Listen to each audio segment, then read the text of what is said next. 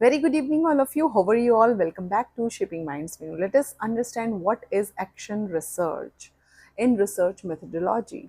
Action research was given by or invented by Kurt Lewin. ये नाम आपको याद रखना है कि कर्ट लेविन जो हैं उन्होंने एक्शन रिसर्च को इंट्रोड्यूस कराया 1940s में. ठीक है.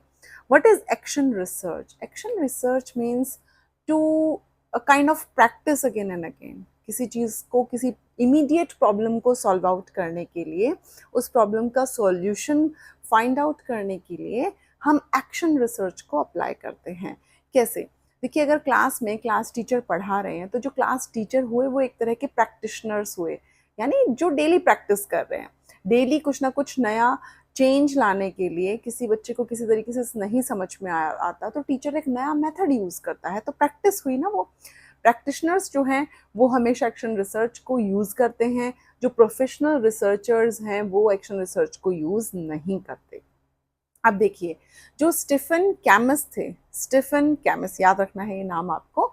उन्होंने एक्शन रिसर्च का एक साइकिल है जो उन्होंने बताया था, जिसमें क्या होता है, plan, then act, observe and reflect. ठीक है.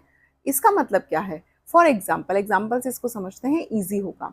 एक क्लास में स्टूडेंट, जब टीचर अपना लेक्चर कन्वे करता है, लेक्चर डिलीवर करता है, तो कुछ स्टूडेंट्स को चीज़ें समझ में आती हैं, कुछ को नहीं आती हैं. अगर तो टीचर क्या करेगा, दोबारा से प्लान करेगा कि मैं कैसे बच्चों को समझाऊं.